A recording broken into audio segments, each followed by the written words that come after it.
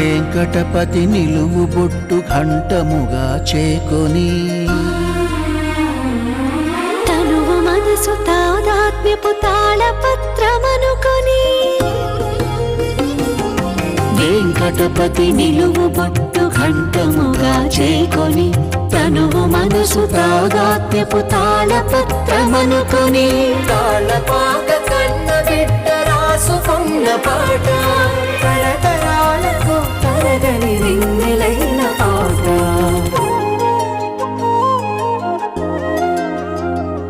అలమేలు మంగ చీర కొంగు వదలనన్న పాట కయ్యవారి పదము వీడి కదలనన్న పాట తిరునీతుల తిరుగాడిన తీయనైన పాట సప్తగిరుల మారు మ్రోగి సత్వమైన పాట నిత్య సత్యమైన పాట అన్నమయ్య పాట అన్నమయ్య పాటకు పట్టాభిషేకం అన్నమయ్య పాటకు పట్టాభిషేకం. దర్శకేంద్రుడు రాఘవేంద్రరావు గారి పర్యవేక్షణలో రూపుదిద్దుకున్న అన్నమయ్య పాటకు పట్టాభిషేకం కార్యక్రమం వీక్షిస్తున్న ప్రేక్షకులకు కార్యక్రమానికి తిరిగి స్వాగతం. శృంగార నాయిక ఇంట్లో ఉంది. దివ్య శృంగార నాయకుడు ఇంటికొచ్చాడు. బాగా అలసిపోయినట్టున్నాడు. మంచినీళ్లు తీసుకోండి, ఆ బంగారు పీట మీద కూర్చోండి అని సపర్యలతో స్వాగతం చెప్తోంది ఆ దివ్య శృంగార నాయిక. మానవ జీవితాల్లో అత్యంత సహజంగా కనిపించే సన్నివేశాన్ని దేవుళ్లకు అన్వయించటం అన్నమాచార్యులు వారి కవితాశక్తిలోని విలక్షతకు అద్దం పడుతోంది. ఈ సంకీర్తనను స్వరబద్ధం చేసింది జోసిభట్ల గారు. రాగం కానడ, గానం వైదేహి.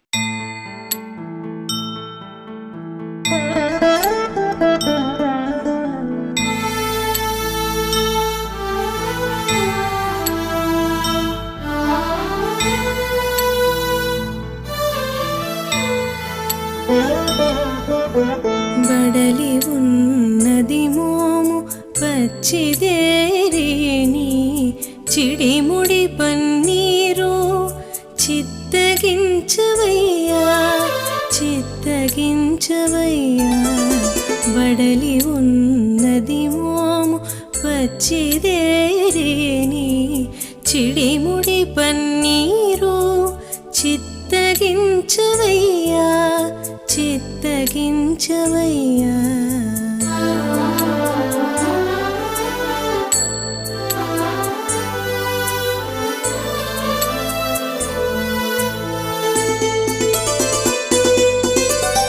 విందువలే మా ఇంటికి విచ్చేసితి విన్నాళ్లకు కుందనపు పీట మీద కూచుండవయ్యా.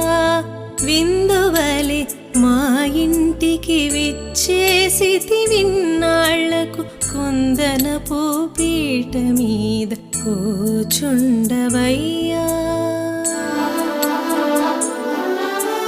వంది నిన్నంతేసి ఉపచరించనీరము అందపు నా చిలుక ప్రియము వినవయ్యా వినవయ్యా.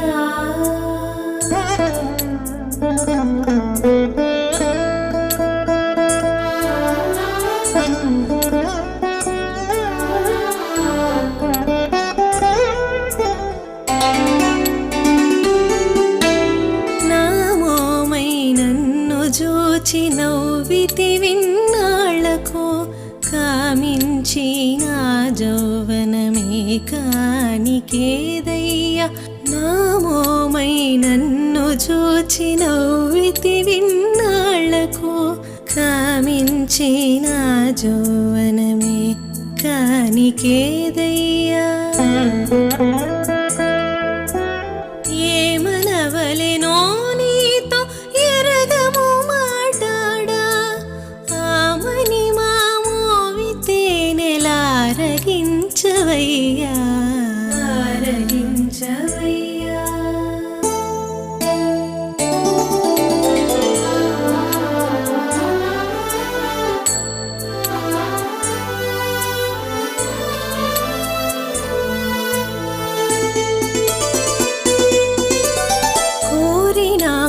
చేయి వేసి కూడితి విన్నాళ్లకు విన్నాళ్లకు కేరుచు చుట్టము మొక్కించుకోవయ్యా కోరి నాపై చేయి వేసి కోడితి విన్నాళ్లకు కేరుచు చుట్టము మొక్కించుకోవయ్యా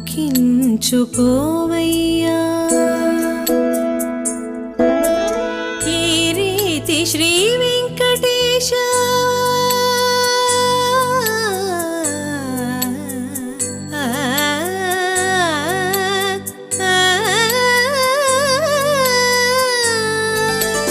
ఈ రీతి శ్రీ వెంకటేశ ఇతవేదో తెలియము నేరుపు నీ బుద్ధి నాకు నేడు కృపనయ్యా కృపనయ్యా.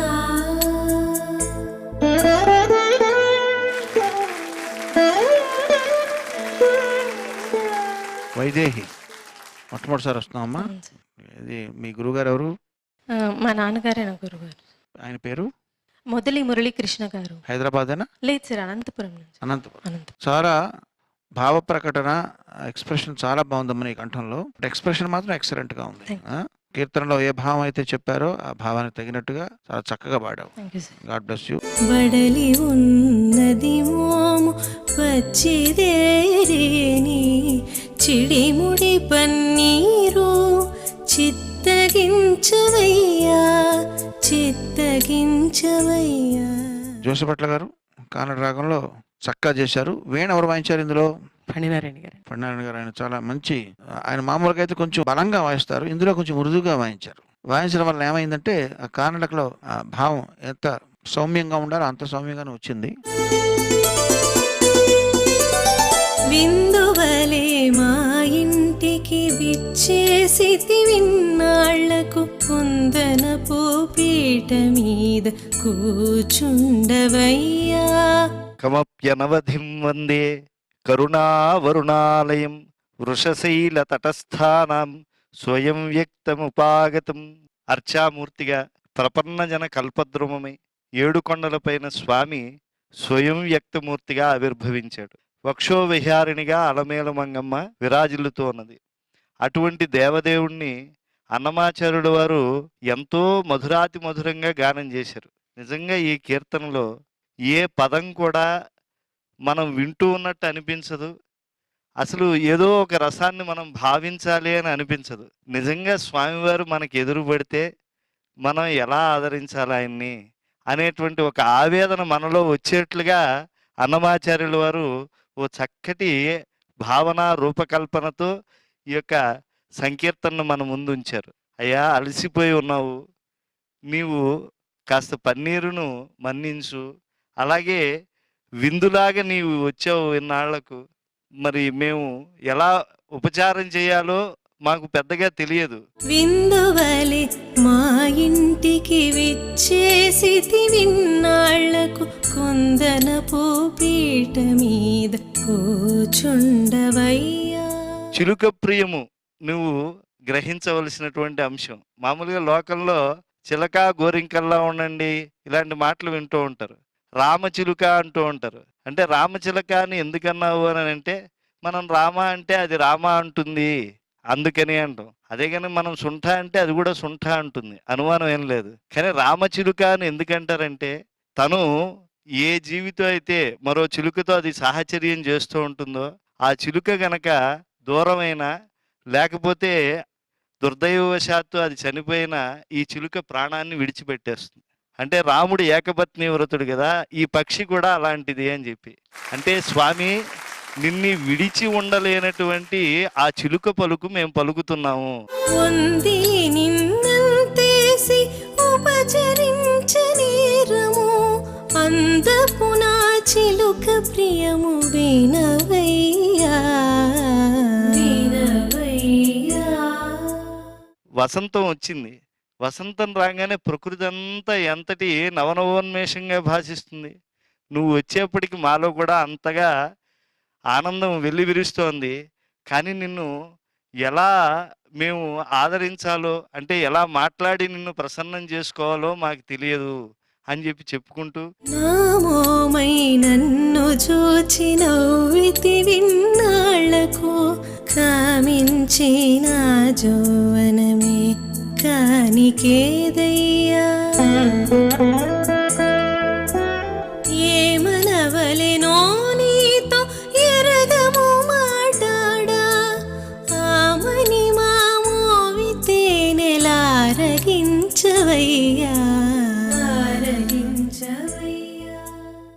చివరిలో నేర్పుగా నిన్ను కొలిచేటువంటి శక్తి మాకు లేదయ్యా, నువ్వే ఆదరించు అని చెప్పి శరణాగతి భావంతో ఆయన ముగించారు. ఈ కీర్తనను నిత్యము పూజ చేసుకునేప్పుడు అనుసంధానం చేసుకుంటూ ఉంటే మన పూజా స్తోత్రాలతో పాటు తప్పకుండా వెంకటేశ్వర స్వామి వారి పదభక్తి అన్నమాచార్యుల వారికి ఎంత ఉందో మనకు కూడా అంత వస్తుంది అని నేను భావిస్తూ ఈ పాటను ఆశ్రయించండి అని కోరుకుంటూ సెలవు తీసుకుంటాను. ఈ రీతి శ్రీ వెంకటేశ హితవేదో తెలియము నేరుపు నీ బుద్ధి నాకు నేడు కృపనయ్యా కృపనయ్యా. అనునయించటంలో అందం ఉంది, అభిమానించటంలో ఆనందం ఉంది. అందుకే దివ్యనాయికను అభిమానించే ఓ చెలికత్తె, ఆ చెలికత్తె ఎవరో కాదండోయ్, అన్నమాచార్యులు వారే. చెలికత్తె రూపంలో అన్నమయ్య అమ్మవారిని అనునయిస్తూ ఉంటే దివ్యమంగళ స్వరూపుడైన శ్రీ వెంకట విభుడు అమ్మవారి కోరికను మన్నించటం ఈ సంకీర్తనలోని ఇతివృత్తం. సంగీతం నిహాల్ గారు, రాగం మోహన, గానం హరిణి.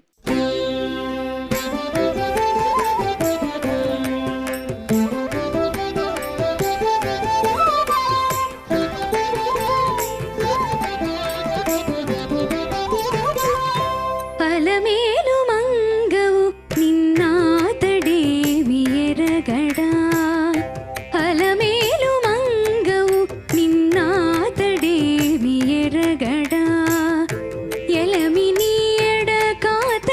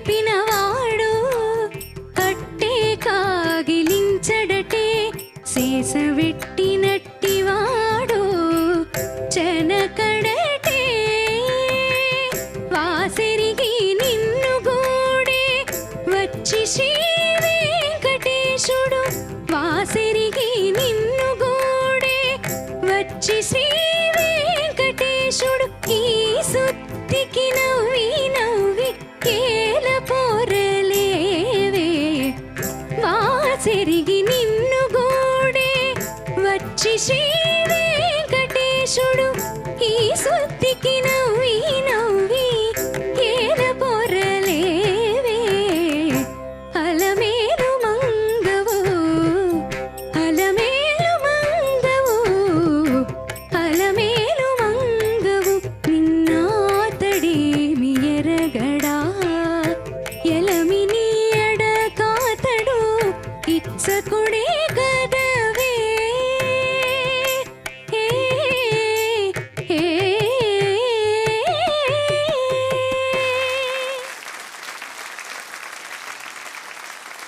హరిణి చాలా చక్కగా పాడావమ్మా. మధ్యలో నువ్వు ఆ గమకం నిహాల్ గారు సార్. నా నా నా అని వచ్చినప్పుడల్లా నాకు ఏడు కొండల శ్రీనివాస తెలుసా?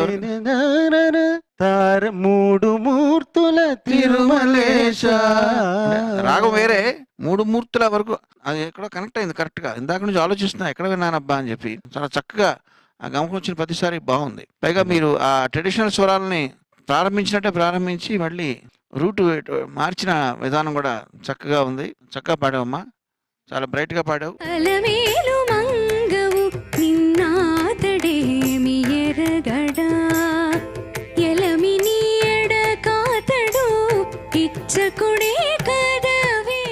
శ్రీమద్వేంకటనాయకస్య హృదయే ద్వేధా విధాయాత్మనో మూర్తిం శశ్వదీయం కృపామృతఝరీ శ్రోతస్విని భార్గవి ఉద్ధర్తుం నిఖిలాన్ అగణ్య విషమాంహోవన్హి దగ్ధాత్మనః జంతూన్ సన్నిదధాతి విశ్వజనని పద్మావతి రక్షతాత్. ఈ కీర్తన ఒక్కసారి వినే ముందు ఒక దివ్య భావనను మనం పొందాలి. ఎందుకంటే అన్నమాచార్యుల వారికి బాగా వెంకటాచల మహాత్మ్యం తెలుసు. అందుకే అలమేలు మంగవు నిన్న అతడు ఏమి ఎరుగడా.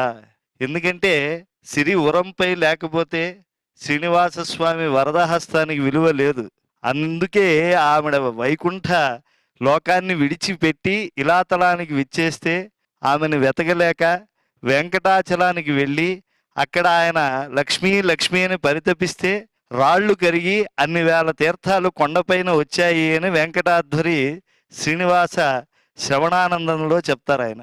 అలాంటి అలమేలు మంగమ్మ కోసం ఆయన తిరుచానూరుకు వచ్చి 12 ఏళ్ళు కఠోర తపస్సు చేస్తే ఆ తపఫలంగా అమ్మవారు ప్రత్యక్షమైంది. మరి అటువంటి తల్లి స్వామితో వివాహం అయిన తరువాత మరి ఎవరిని రక్షించాలో తెలియదు. ఎప్పుడు ఉత్థానమూర్తిగా ఉంటాడు ఆయన. ఏదో శ్రీరంగంలో శయనమూర్తిగానో ఇంకో క్షేత్రంలో ఆసీనమూర్తిగానో ఉండడు. ఎక్కడికో వెళ్ళినట్టున్నాడు. అమ్మవారు బెంగ పెట్టుకుంది. ఎందుకమ్మా అలర్మేలు మంగయ్యవు, నీకోసం ఆయన తపమాచరించినటువంటి వాడు, నువ్వేం బెంగ పెట్టుకోక్కర్లేదు అని చెప్పి ఈయన చక్కని చెలికెత్తి ఓదారుస్తూ ఉన్నాడు. తప్పక చూచిన వాడు తగులకేల మానినే కప్పురమిచ్చిన వాడు కై కొనడటే చెప్పి పంపినట్టి వాడు చేరి ఇంటికి రాడటే చెప్పి పంపినట్టి వాడు చేరి ఇంటికి రాడటే ఇప్పుడింత విరహాన నేల పోరలే. ఆయన నిన్ను చూశాడు కదా, నిన్ను ఎందుకు ఆదరించకుండా ఉంటాడు?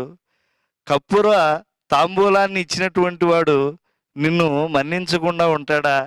చెప్పి ఆయన నిన్ను ఇంటికి చేర్చినటువంటి వాడు నిన్ను విరహాల పాలు ఎందుకు చేస్తాడు? అలా ఎప్పటికీ చేయుడు ఆయన. అదేవిధంగా ఆయన ఎంతో ప్రీతితో మాట్లాడినటువంటి వాడు ఎప్పుడూ నీతో ప్రీతితోనే ఉంటాడు అని చెప్పి అన్ని విధాలా అమ్మవారిని చక్కగా ఆయన ఓదారుస్తూ ఉండేట్లుగా ఈ కీర్తన మనకు కనిపిస్తోన్నది. వీడమిచ్చినట్టి వాడు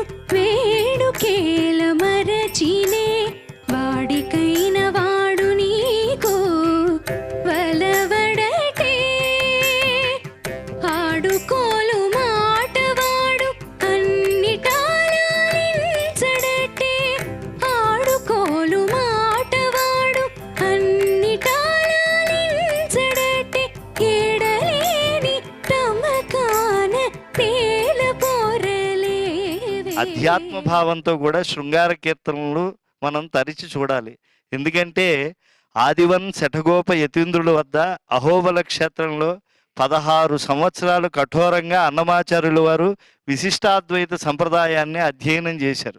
జీవనాయిక పరమాత్మ కోసం ఎలా విలపించాలో అది పరితపించేటువంటి భావనను లోకనాయకైనటువంటి అలమేలుమంగ శ్రీనివాసుల మధ్య సమన్వయిస్తూ ఈ కీర్తన ఇచ్చాడు. అంటే భక్తుడైనటువంటి వాడు పరమాత్మ కోసం ఎప్పుడూ కూడా, మనం లోకంలో చూడండి, ఏదైనా ఒక విలువైన మణి ఉన్నదనుకోండి చేతిలో పట్టుకుంటాం.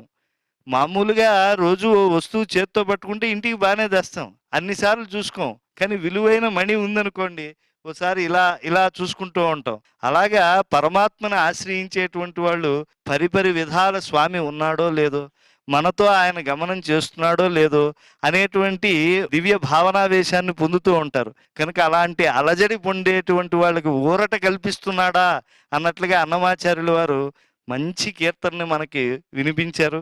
ఇటువంటి కీర్తనల ద్వారా స్రగ్భూషాంబర హేతీనాం సుషమావహమూర్తయే సర్వార్తి శమనాయాస్తు వెంకటేశాయతే నమః అని చెప్పి నిత్యము కూడా స్వామిని మనం అన్నమాచార్యుల వారి ఈ దివ్య సంకీర్తనల ద్వారా ఆరాధన చేసుకోవచ్చు. అలమేలు మంగవు అలమేలు మంగవు అలమేలు మంగవు నిన్నాతడేమి ఎరగడా ఎలమిని ఎడకాతడు ఇచ్చకుడే కదవే